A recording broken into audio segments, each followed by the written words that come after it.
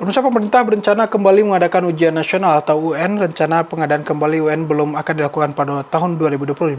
Terkait hal tersebut, Mendikdasmen Abdul Muti mengatakan UN nantinya hanya akan dilaksanakan oleh sekolah yang sudah terakreditasi.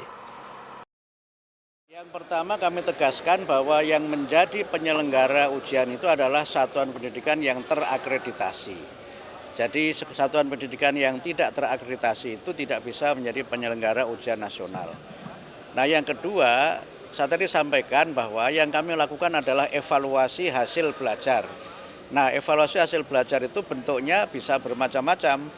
Tadi saya sampaikan sepanjang sejarah kita pernah punya pengalaman yang dulu namanya ujian penghabisan, yang itu memang menjadi penentu kelulusan.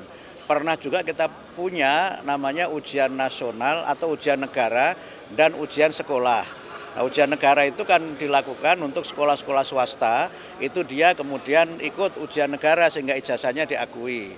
Kita pernah punya pengalaman EPTA dan EPTANAS, yang itu EPTA-EPTANAS itu tidak penentu kelulusan, tapi berapapun nilainya itu adalah nilai yang mereka peroleh, sehingga dulu ada istilah namanya nilai EPTANAS murni, kan ada NEM itu.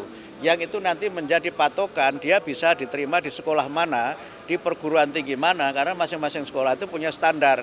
NEM untuk sekolah ini nilainya berapa dan seterusnya, yang memang itu menjadi bagian dari sejarah kita.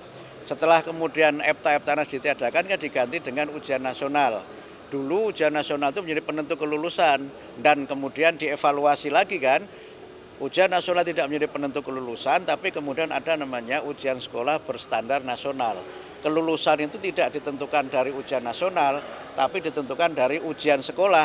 Karena menurut undang-undang yang punya kewenangan untuk menentukan lulus dan tidak lulus itu adalah satuan pendidikan. Dan kembali lagi adalah satuan pendidikan yang terakreditasi. Kemudian ada ASN, Asesmen Nasional, jadi ASN ya. Ada AN, Asesmen Nasional berbasis komputer itu, yang itu bentuknya sampling dan tidak menjadi penentu kelulusan. Nah, sekarang kan dinilai oleh banyak pihak itu belum memadai.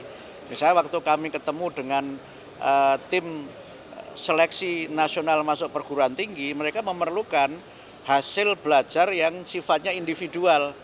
Sementara AN itu kan sifatnya sampling, sehingga apa yang dicapai oleh suatu satuan pendidikan melalui perwakilan murid-muridnya yang disampling itu dianggap sebagai nilai dari sekolah itu. Kemudian rapot itu memang penting, tetapi juga kadang-kadang rapot itu bikin repot.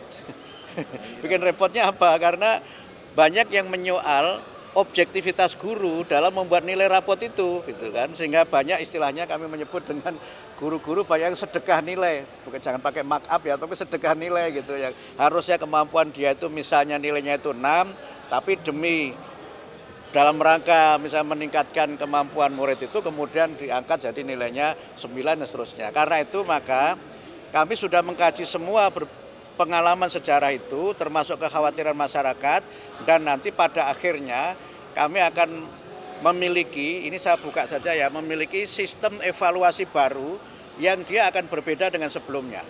Nah, tapi sistem evaluasi baru yang berbeda itu seperti apa, ya tunggu sampai kami umumkan, kira-kira begitu.